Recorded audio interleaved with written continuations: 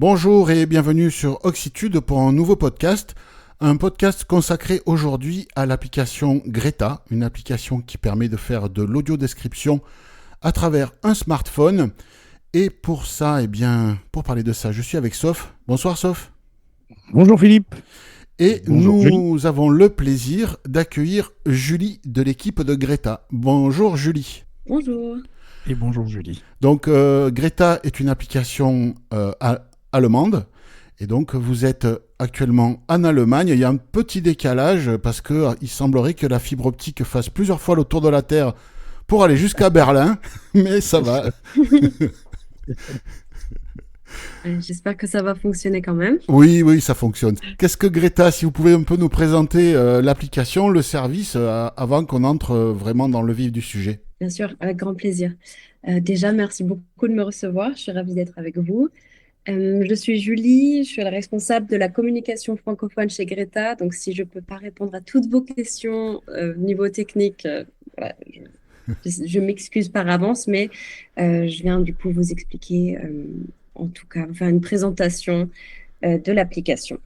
Donc, comme l'a dit Philippe juste à l'instant, on est une application basée en Allemagne. C'est une application plutôt utilisée sur mobile et elle permet aux personnes avec une déficience sensorielle d'accéder gratuitement à des versions de films en audio description avec les sous-titres et avec amplification sonore. Donc, on choisit la version qu'on veut en gros.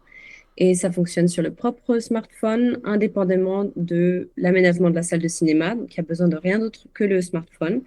Et il est donc possible pour les utilisateurs et les utilisatrices d'aller dans n'importe quel cinéma en France. Et de ce fait, ça offre un peu plus d'autonomie. Et en somme, ça marche comme Shazam. Donc, l'application écoute la bande sonore du film dans le cinéma. Elle la reconnaît et elle joue la version accessible choisie dans les écouteurs ou sur l'écran de la personne qui profite du film quand ce sont les sous-titres. Et en plus, l'application voilà.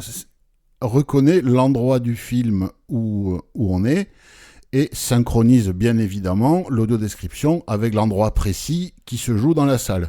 C'est ça. Merci déjà pour cette petite présentation. Personnellement, alors, on est tous les deux non-voyants, mais moi aussi, pour préciser, je suis malentendant, d'où une question un petit peu par rapport à ça. Donc l'amplification sonore, c'est quelque chose qui peut m'intéresser, en plus de l'audio-description.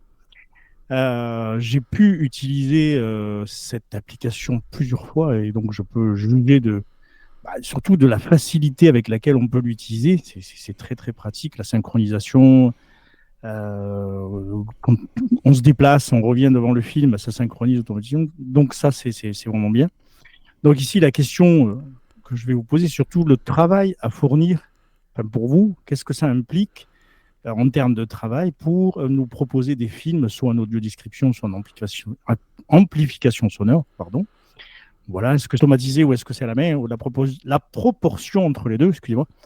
Voilà, donc dites-nous en plus si vous voulez bien un petit peu sur le fonctionnement de tout ça. Pour mettre un film à disposition sur Greta, on a seulement besoin des fichiers de description, de sous-titres et d'amplification sonore, donc les fichiers en accessibilité du coup des films.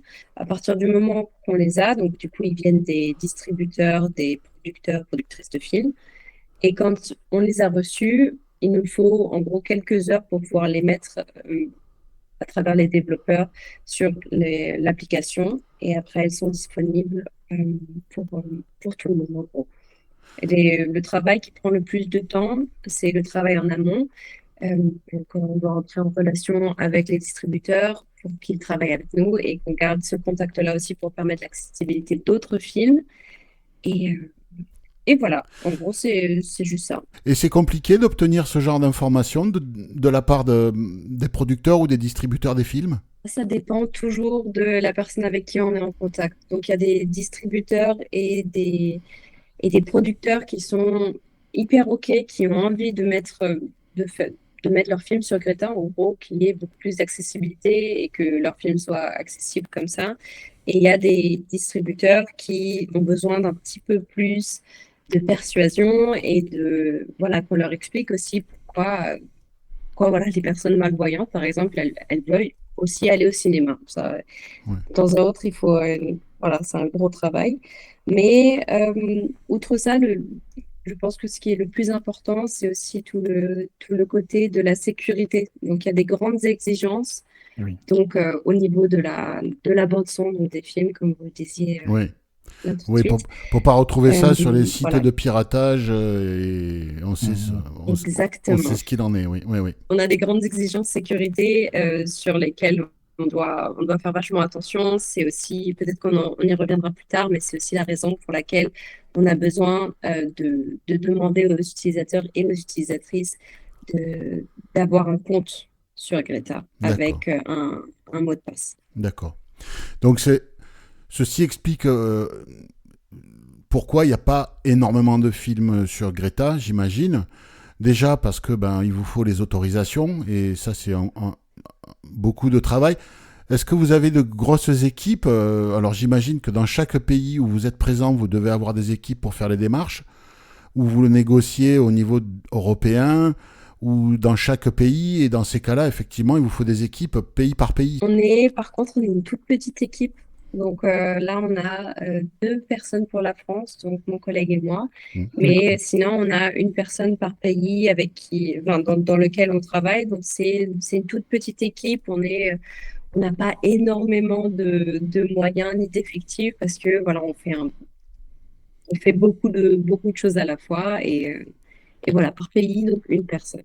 D'accord. En tant que fan de séries télé moi-même, je me demandais pourquoi Greta, pour l'instant, on ne gérait pas des séries télé, sachant que en France, en tout cas, quand on voit sur les différentes chaînes, notamment service public, enfin, il y en a beaucoup maintenant, il y a beaucoup de séries audio décrites. Alors j'imagine que c'est encore une question de droit, je suppose. Mais comment se fait-il que bon, des grosses chaînes qui doivent avoir les moyens arrivent à avoir des séries? C'est peut-être certainement pour ça, vous allez répondre à la question. Mais comment vous ne pouvez pas obtenir les mêmes droits alors que eux les ont? On est en France, je me dis peut-être que les droits sont les mêmes. Bref, vous en savez plus que moi. Sur ce côté-là, on est plus axé sur le cinéma. En règle D'accord. générale, c'est une application qui a été créée aussi, surtout pour répondre à ce besoin-là, du coup, de pouvoir aller au cinéma. Après, c'est quelque chose qui est tout à fait envisageable de rendre des séries accessibles sur l'application. Mais c'est vrai que on doit beaucoup démarcher aussi pour pouvoir récupérer ces films, ces droits, Mm, comme je vous disais auparavant. mm. Et du coup, voilà, c'est pour ça qu'on se concentre surtout sur les films. En plus, on vient de commencer en France, c'est encore assez neuf. Donc, c'est Bon. aussi pour ça que le Mm. catalogue, il est encore tout petit, on est en train de se développer. Mm. Euh, mais voilà, on essaie de faire ça. Après, on n'est pas fermé à avoir des séries télé sur Oui, parce que l'application. pardon, Oui, je pense surtout à ça parce que bon, encore une fois, étant malentendant, moi, ça me permettrait à des gens comme moi, par exemple, de pouvoir, ou même à des gens qui entendent très bien, hein, de pouvoir regarder une série en famille, sous casque avec son téléphone, synchronisé avec la télé, sans forcément déranger qui que ce soit, quoi. Ça pourrait être pas mal techniquement Oui, c'est de faire que ça. si par exemple il y a un membre de la famille qui ne voit pas, il va utiliser Greta pour regarder la série, et à côté de lui, dans la pièce, il y aura son conjoint, ses enfants qui, eux, voient très bien, n'ont pas besoin de l'audio-description, et chaque membre de la famille pourra profiter du programme télé, audio décrit ou non en fonction de ses besoins. Donc l'intérêt est là, et de la même façon, plutôt que de négocier, par exemple, chaîne de télé par chaîne de télé, par exemple je pense à la France, TF1, France Télévisions, Oui, oui. M6, etc.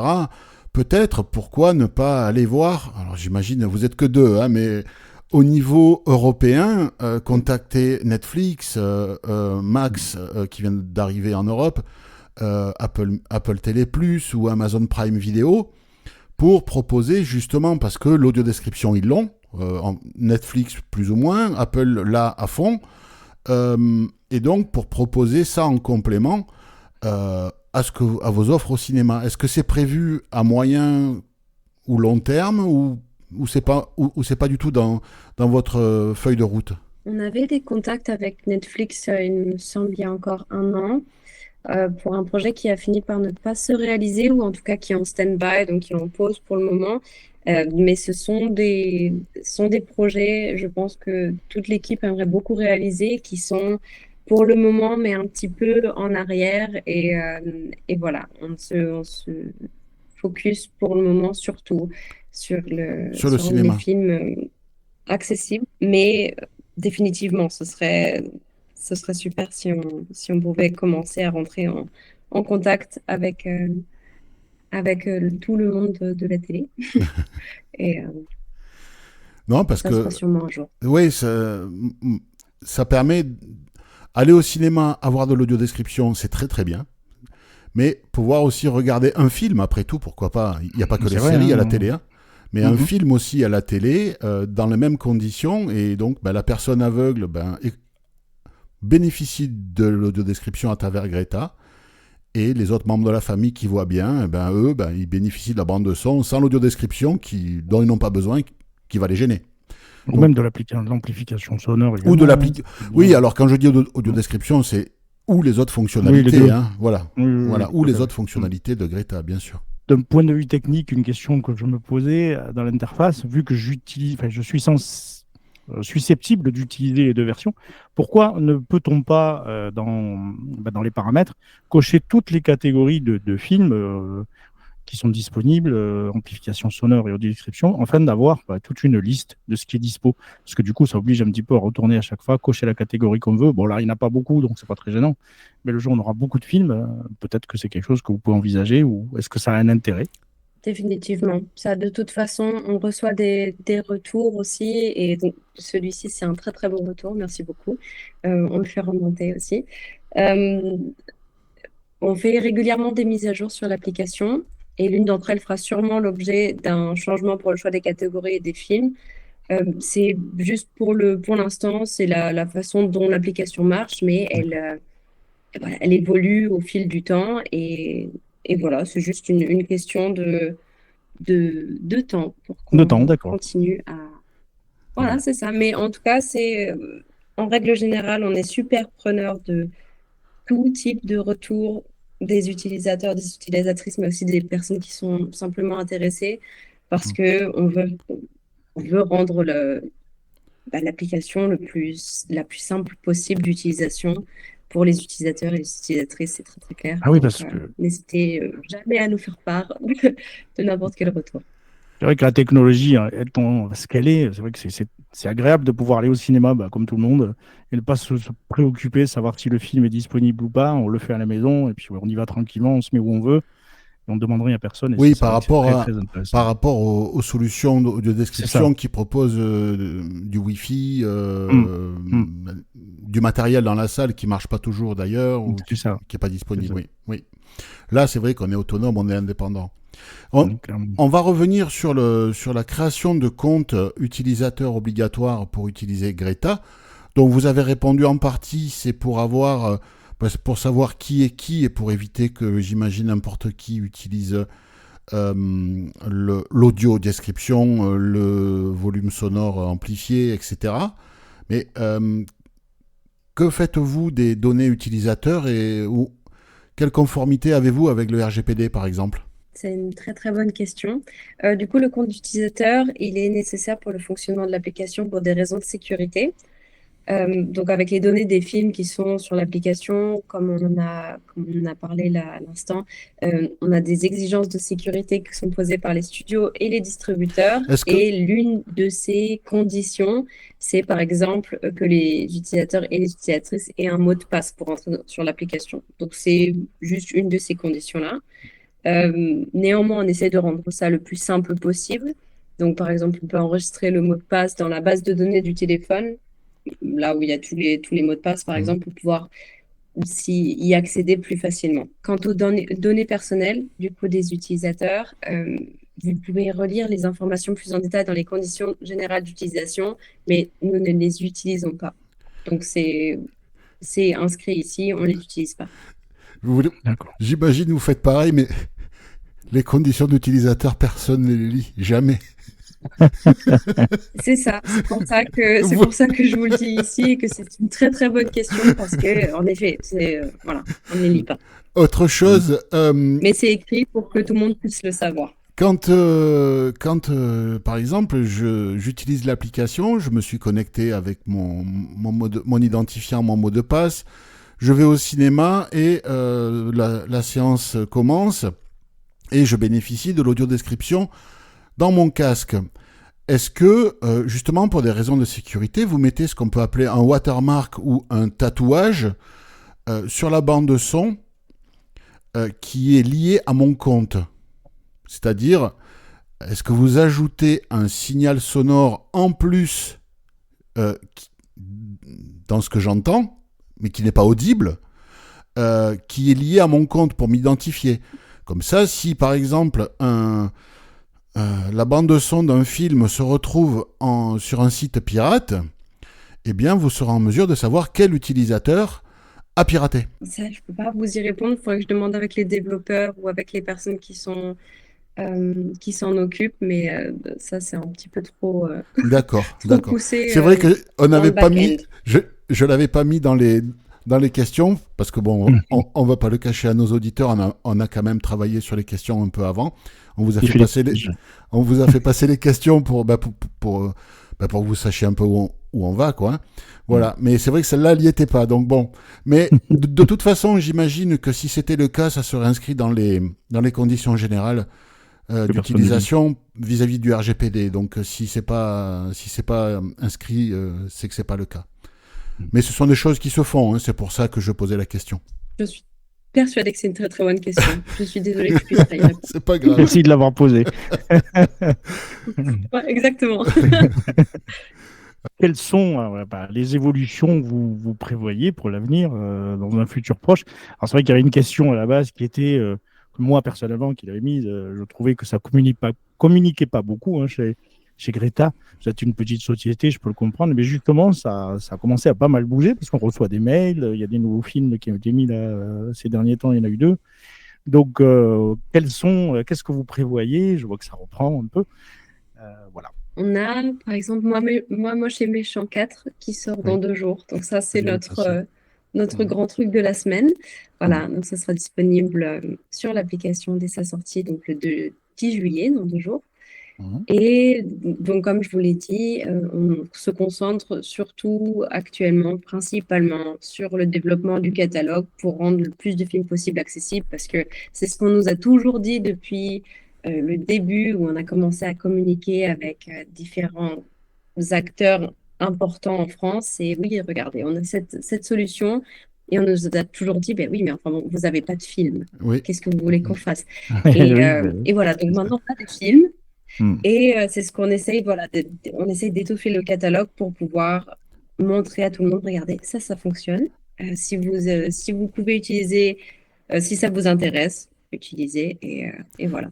Et Mais on a également des fonctionnalités que nous pourrions mettre en place, donc sur lesquelles en fait on est déjà assez prêt, qu'on a mis en place dans certains autres pays. Donc, par exemple, en Allemagne, où ça fonctionne vachement bien, l'application fonctionne vachement bien, on avait une fonction multilingue, donc pour avoir la version doublée du film dans la langue du choix de l'utilisateur, de l'utilisatrice.